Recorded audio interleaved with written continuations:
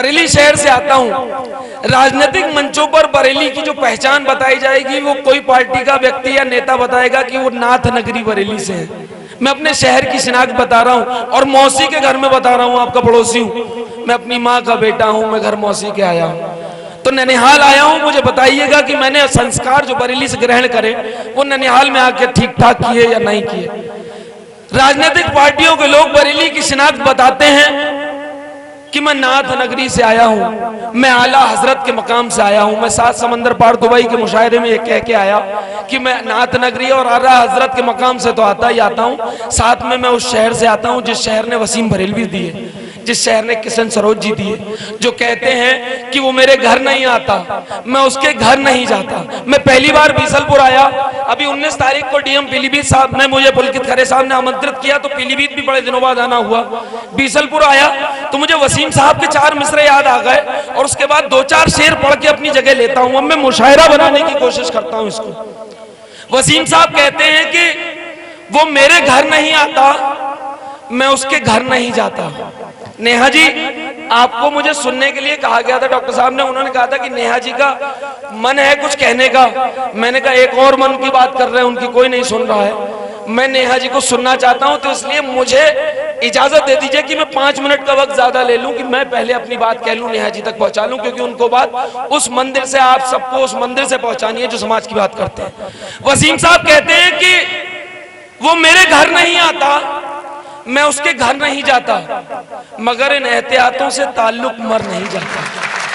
वो मेरे घर नहीं आता, मैं उसके घर नहीं जाता, मैं मगर इन एहतियातों से ताल्लुक मर नहीं जाता। और किशन सरोज जी कहते हैं कि कर दिए लो आज गंगा में प्रवाहित, पत्र सारे चित्र तुम निश्चिंत रहना। तो डॉक्टर साहब आप निश्चिंत रहिएगा, आज समाज के प्रेम ने और समाज के सौहार्द ने बता दिया कि आपके प्रेम का परिणाम उनको क्या देना है।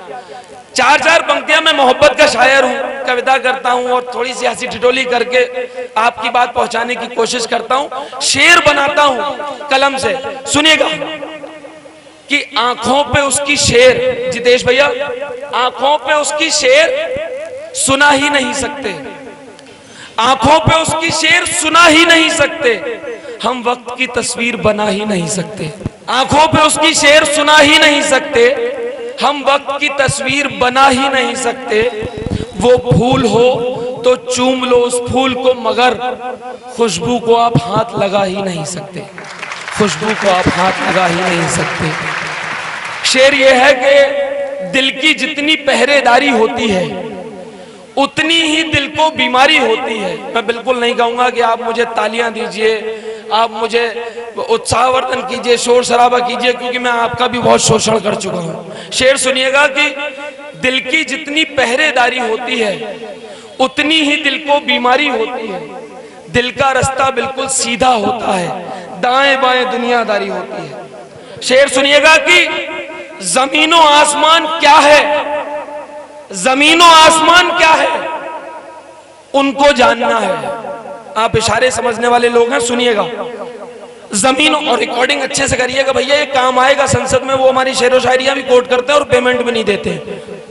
जमीनों आसमान क्या है उनको जानना है और इसके दरमियान क्या है हमको जानना है। जमीनों आसमान क्या है उनको जानना है और इसके दरमियान क्या है हमको जानना है। किसी के दर्द से दुनिया को कुछ नहीं मतलब। इस दुनिया की जगह नेता भी समझ लीजिएगा, आप वकील भी समझ लीजिएगा, डॉक्टर भी समझ लीजिएगा। वर्तमान समाज इतना गिर गया है। किसी के दर्द से दुनिया को कुछ नहीं मतलब, खुशी की क्या वजह रही है सबको जानना है। किसी के दर्द से दुनिया को कुछ नहीं मतलब, खुशी की क्या वजह रही है सबको जानना है। शेर फिर एक आखिरी पढ़कर मैं अपनी जगह लूंगा और डॉक्टर साहब से कहूंगा कि वो आदरणीय नेहा जी को आमंत्रित करें और वो अपनी बात रखें। नेहा जी सुनिएगा कि समझ लीजिएगा कि ये सत्ता का स्थायी विपक्ष साहित्यकार सत्ता से बात कह रहा है शेर के जरिए कि जमीन और आसमान क्या है उनको जानना है और इसके दरमियान क्या है हमको जानना है। नजर मिलाएं दिल पे हाथ रख के बात करें, नजर मिलाएं दिल पे हाथ रख के बात करें, नजर मिलाएं दिल पे हाथ रख के बात करें। हमारा खानदान क्या है जिनको जानना है।